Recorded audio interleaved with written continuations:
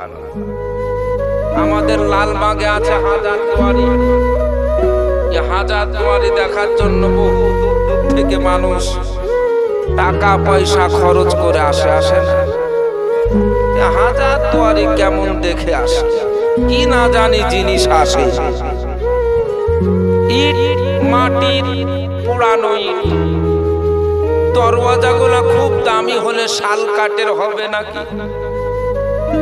কিন্তু নবী পাক হাসরের ময়দানে যে ঘরে থাকবে, এ ঘরখানায় বানানো হবে মতি দিয়ে। 1000টি দরওয়াজা থাকবে, দুটো করে কপাট হবে, একটি হবে সোনার, অপরটি হবে চাঁদির। জোরে বলুন সুবহানাল্লাহ। তাহলে কত সুন্দর ঘর হবে। এই রকম ঘর যদি আমরা পাই তো বের হতে চাইবে, মন চাইবে? সোনা দেখলে তো মানুষ আপনারে